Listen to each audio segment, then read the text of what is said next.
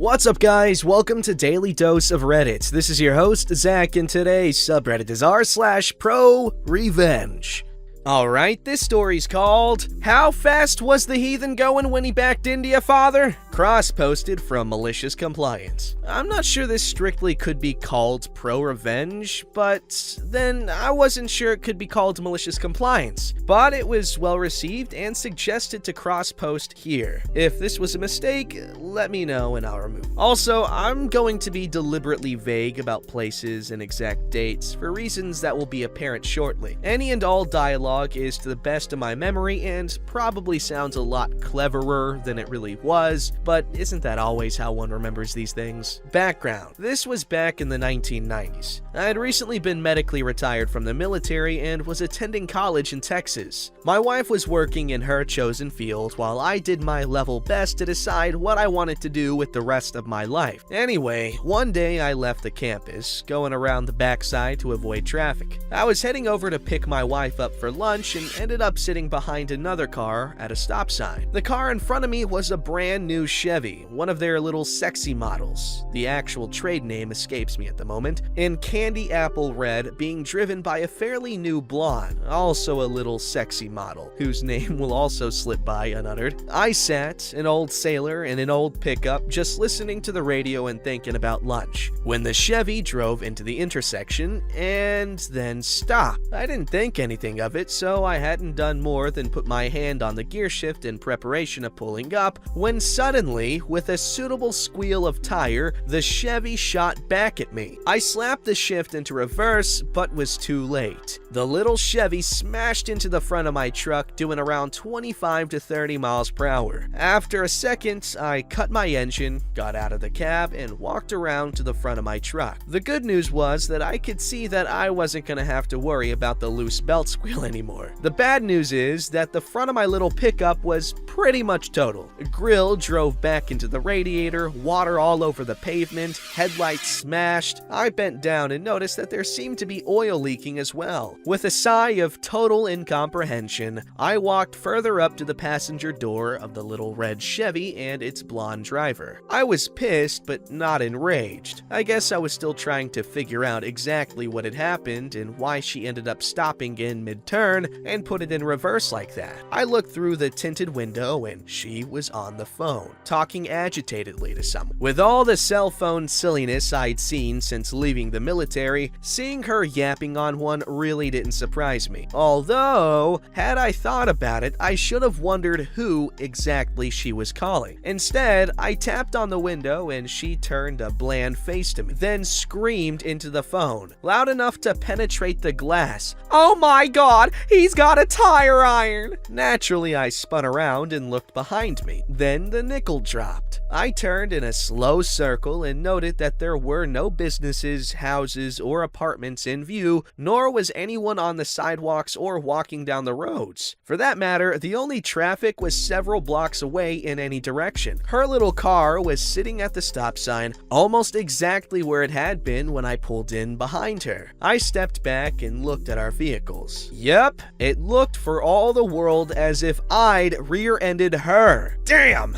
That little bimbo had set me up! I quickly walked back to my truck, thinking as fast as I could. Any minute now, a police car was going to show up, called by the little blonde, expecting to find a crazed man with a tire iron, and I dearly needed to not be that man. I pulled my tire iron out from behind my seat and threw it as far as I could into the nearby field, then jumped back into my truck. It was a slim chance, but it was the only hope I had. I made sure the truck was in reverse, then belted myself in, slammed my face into the steering wheel, opened my door and heard sirens not too far away, and half slumped out the open door at an uncomfortable angle. I went limp just as the police car screeched to a halt. I ignored the policeman screaming at me to get out of the truck, trusting that my limp body would not move him to open fire. He finally edged his way over, noticed the bloody nose, tugged at an eyelid. I made sure my eye was well rolled up, and let me drop back into position. I stayed limp while he checked on the blonde, who was near hysterical with fright over the lunatic with the tire iron, until she saw me, that is. I'd hoped that her rearview mirror was as off as it looked, or that she'd been too involved with concocting her own story to notice what I was doing. At seeing my body hanging limply below the driver's door of my truck, she stammered to a halt. A second set of sirens had been getting closer, and the policeman told the now silent blonde to stay in her car. A few seconds later, someone cut me out of my seatbelt and laid me on the ground. A competent set of hands checked my vitals, and within a few seconds, a harsh and demanding smell flooded my clotting nose. I fought it for a few seconds and made a pretty good display of a man coming around after having been knocked out. I immediately made to throw myself to the side and stopped, half being restrained and half staring wildly around to see what had happened. The medic sat back when I sat up. I looked at the front end of my truck and moaned, "What the hell did that idiot do to my truck?" He told me to lie back down and started asking me professional questions about where I hurt and could I feel my toes and all that crap. Every few seconds, I'd look back at the wreck and mutter about the idiot backing up like that, and what the hell had he been smoking, little bits of angry stuff. The policeman, having gotten the blonde statement, walked over and asked me if I felt up to talking. I said I felt fine, just a little sore. The medic okayed it and helped me to my feet. I gave the officer my license and proof of insurance and included my retired military ID card, then sat on my front seat and, as if I just noticed, asked what had happened to my seatbelt. He explained that I had to be cut out of it, and I shrugged. Just another item for his insurance company to pay for, I guess. What the hell was his story, officer? Why did he back up that way? The policeman looked sharply at me and asked me what I meant. I described exactly what had happened, but concealing the fact that I knew that it was a female driving the Chevy and kept referring to her as him. After I got done and he'd finished writing it all down, he asked if I had any proof. Proof? What do you mean, proof? I frowned at him, then let my jaw drop a bit. Hey, wait a minute. You ain't telling me that guy,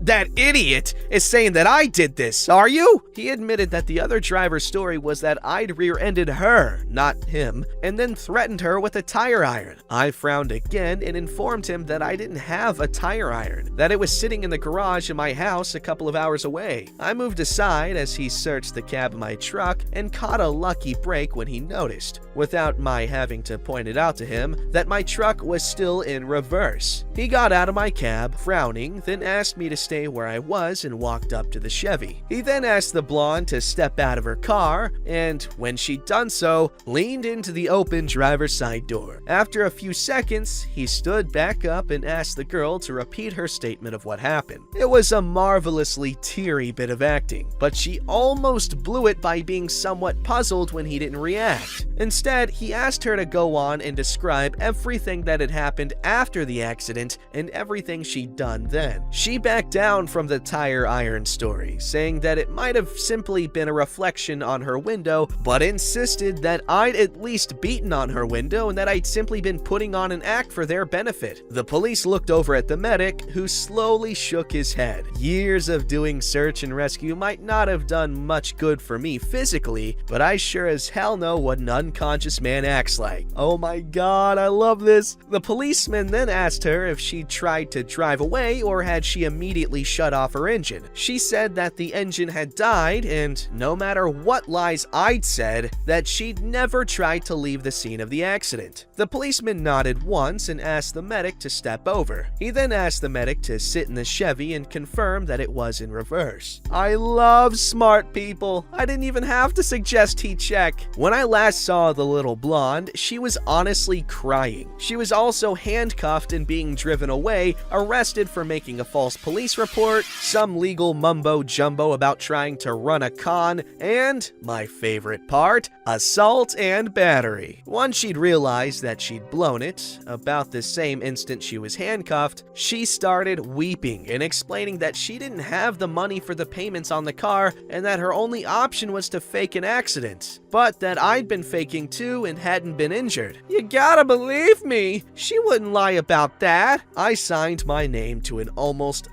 picture-perfect statement of events over at the police station, being careful to never mention in my own statement about how my nose got banged up or how I'd ended up unconscious and hanging out of the door. The arresting officer's report, as well as the EMT's, had already noted that it appeared that I'd either been partially ejected by the impact or might have been trying to get out of the truck at the last moment. I've always believed that one should never sign one's name to a false statement. Wisest in the long run, don't you think? Turned out that her car insurance was good, however, and they paid for my little pickup's repair. The damage wasn't as bad as it originally looked, thank God. A little front-end work, a new radiator, and assorted other dinged or dented gizmos, a little cosmetic surgery to make her outside look right once more. Hell, the mechanic is even gonna toss in a full overhaul, including fixing that damn fan belt. I had to drive a loaner for the next week, also care of the blonde's insurance, and the irony of this will make you laugh. It was a little red Chevy. Nice car, and my wife and I had a ball riding in it, but way too expensive for a guy like me to drive every day. Hell, a car that nice might have made me try something stupid to make the payments. P.S. The title is the punchline from a fairly appropriate joke. Extra points if you can identify it just by the punchline. Ah, man, I don't know it. Anyway, I love this story. OP, you are so good. She tried to scam you, or she tried to involve you in a scam, or whatever the hell, however it's supposed to be, whatever. Anyway, you are just too smart for her ass. This was cool.